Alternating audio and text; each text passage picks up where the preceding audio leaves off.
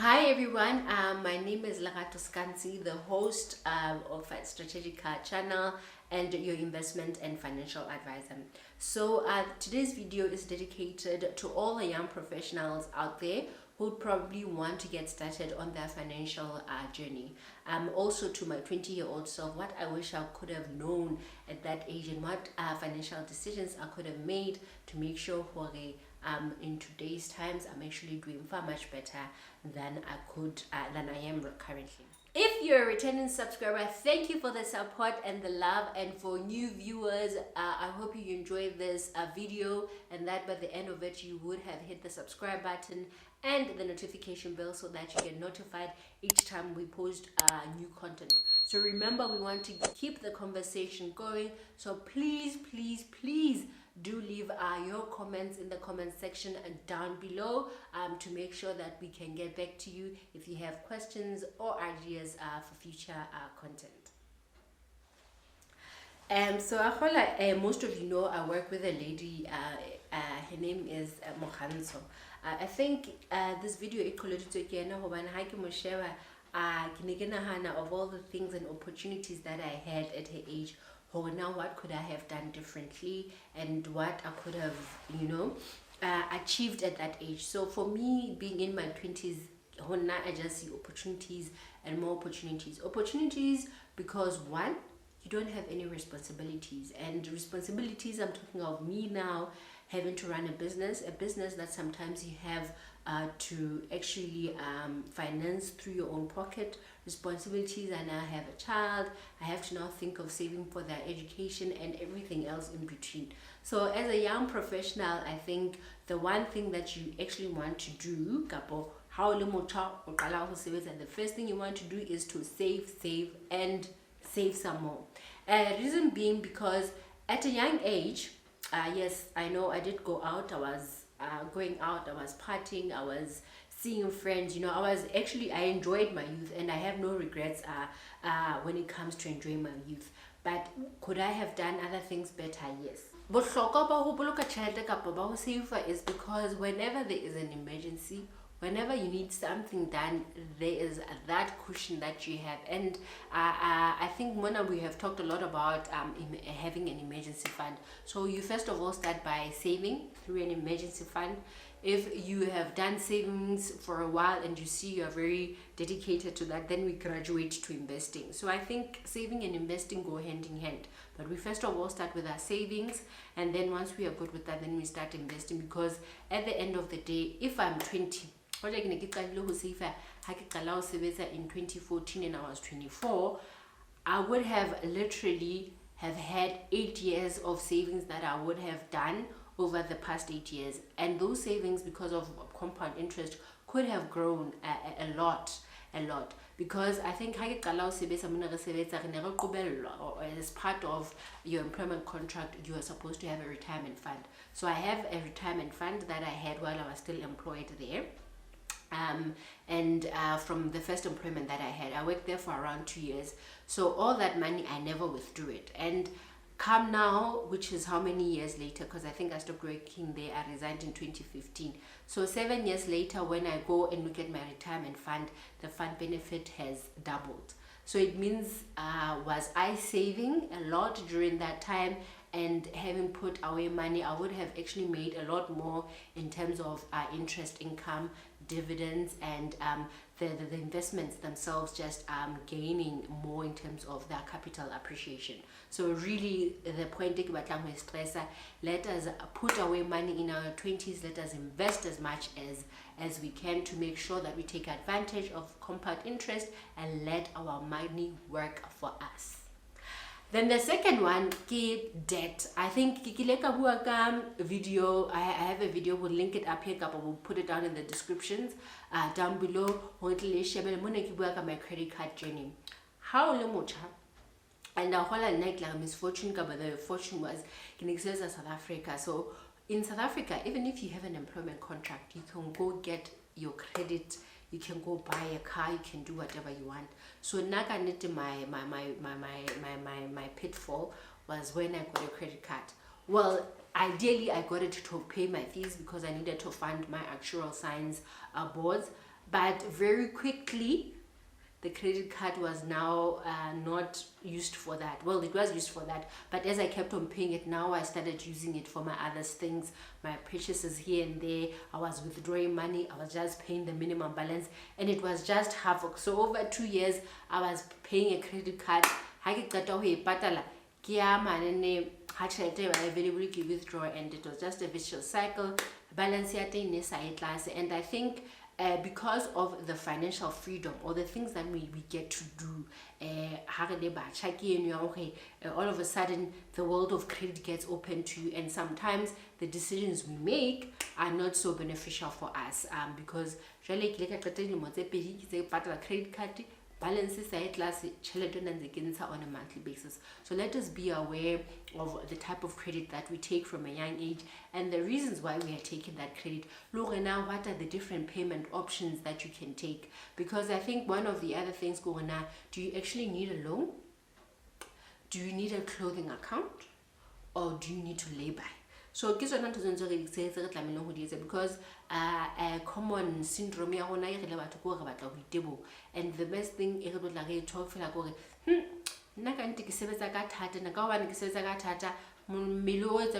and then we start spending and thanking ourselves, and which we call it instant gratification, and then we start spending, and then this spending ends up getting out of control,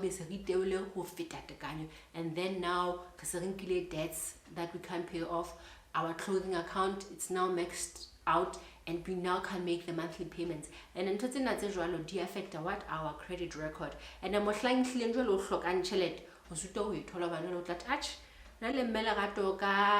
2018 is a account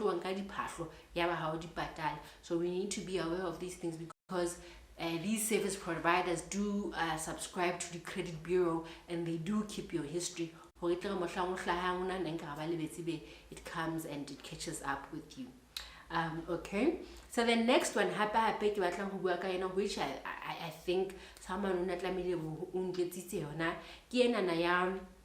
I'll call it people call it keeping up with the Joneses, keeping up with the Molapos or the Mukwenas. Our neighbors always seem to be doing so much better. How's your iPhone? How's your tickets in China? How go, and you are always confused. You're like, so because of that peer pressure, I'll call it peer pressure because Kiki another common term, but it's keeping up because now this pressure. Yeah, no, people my age buy the club. Now I need to go to the clubs, and drinks in the club I know are not cheap. The cocktails are expensive. So one, we are going to the clubs, the drinks are expensive. Two, we need the rights to get to the club. So all of a sudden then there's the pressure, maybe I need to buy a car. Maybe there's also the pressure, people need to be getting home at 5 a.m. Maybe I need to move out. So that type of peer pressure or keeping up with the Joneses is something that I'm not avoid. You need to know yourself and you need to keep calm. Because the minute you are very much aware of what it is that you can afford and what you can't afford, you are very able to say no to certain things. So for instance, we used to have this thing where every month end the employer used to provide stuffed drinks, so they would provide finger foods and then they would also provide drinks as well. So that's something that we used to do, and once a month after payday everyone would go out and we all went out. But is it something that I wanted to do or I could afford? Probably not, because the bills that we used to pay at the end of the night were bills that meant I didn't have groceries from the next week. But anyways, we had a nice time, but that is how it was. So certain things, we need to start thinking of them in that way. Does it make financial sense? That Friday after work drinks and said, thank you, Muhiri, Umpile, Hooligan, and I went home, I would have saved so much money in the end and not paid it, and not have paid it out to towards entertainment, actually, of which, if I look at my budget, it was already over my budget. So I'm not saying don't have fun, but you need to have fun within your means. So if it means not going to the most expensive club, or staying in, or having a nice gathering at your place with friends, which is free, and you come there with food that is bought from the store, that is not overly priced, like the beverages that you're going to get at the club, and the food as well. So those are the things that you also need to think of. And I think the other thing, it's the responsibility. They'll call it black tax, and of which we're going to have a discussion on this in our upcoming video as well, because a lot of people forget, as black people, or for some people who come from disadvantaged backgrounds, there's also that responsibility that you need to have, or you need to take care of the ones that come after you. So Leona, it's something that we also need to consider, because now when you're drawing up your budget, you need to think about it. And when I was there signing that employment contract, at that point in time, maybe I might need to send money back home. Maybe I might need to help out my siblings with school. Fortunately for me, I'm the last born. So for someone else, another the firstborn, and they probably have siblings coming after them. And the expectation, once you get sorted, now you'll start helping out at home. So it's certain things like that that we need to also start talking about and thinking about, and seeing how do we incorporate them in our finances as we go along. Then the other one, the first thing that we all want, is like imoto. Koloi ka fela ona re batla lo ja current ka ga France ganna you know, and that is something. It's not bad to want a car, but for me, I'm very fortunate to that financial mistake I never made, because I've never bought a car during that time when I was starting to start working. So I never had that responsibility and to having to maintain it and put petrol into it. But the main thing that I know is that once you have a car, some people buy cars that are overly priced just because and then we get into expenses it's unnecessary. One, because beyond just the purchase price, you also need to think about the fuel. You also need to think about the maintenance of the car. And we know petrol is over 20 rand, diesel are over 20 rand per liter. So it's quite a significant amount of money that you're not going to just dedicate towards filling your car every single week or day as you go and commute to and from work. And there's also the maintenance. So don't get pressurized into getting a car because everyone has a car. Sometimes it might not make financial sense for you to get a car. It might make more financial sense for you to keep on using public transport until such a time you can now comfortably afford the car. In the actual purchase price, the maintenance, we tell her every week, the insurance on the car, because at the end of the day, most of us, or some people, have bought cars, but they get involved in an accident, the car is a write-off, they still have the loan to pay, and they never insured the car, because really insurance is money, and then what happens? They're stuck paying a loan because is roadworthy, and fixing the car is just as expensive as buying a new one. So these are the things that we want to think of. And I think what happened that I mentioned was having to move out. Do you have to move out of home? Now for me, from a personal experience, if you can stay home in your mother's house and your papa's house for as long as you can, because there is no responsibility to go pay rent on a monthly basis. Even if you want to contribute towards groceries or electricity, and they are able to provide for themselves. Literally, you're just chipping in here and there where you can, and it's far less expensive as compared to you moving out on your own, having to pay rent to the landlord, having to buy your own groceries, having to pay for the electricities and everything else that goes into having to live by yourself.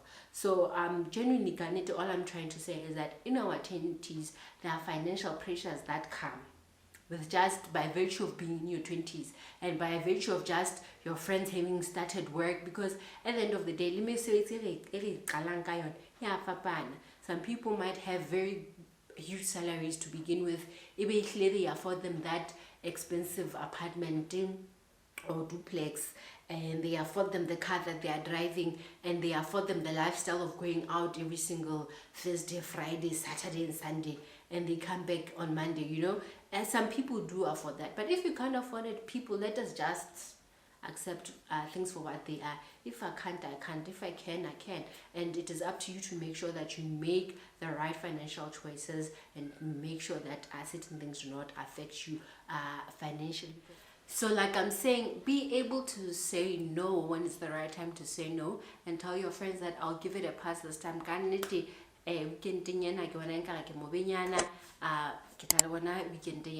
at the end of the day, o save from the headache, from the disappointment, and you can't be able to afford them. And then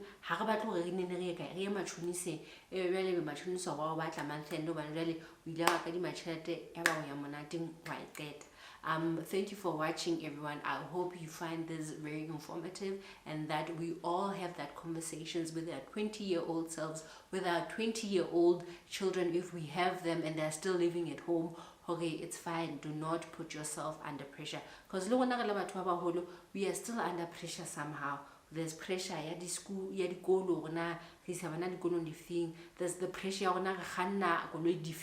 there's the pressure so let us not subject ourselves to pressure. At the end, so please guys, do share this video, do like, do comment, and let's get the conversation going. So maybe the next one we'll do is what I want my 40-year-old self to know, or how I want my life to look like when I'm in my 40s. Thank you for watching. See you next time. Bye.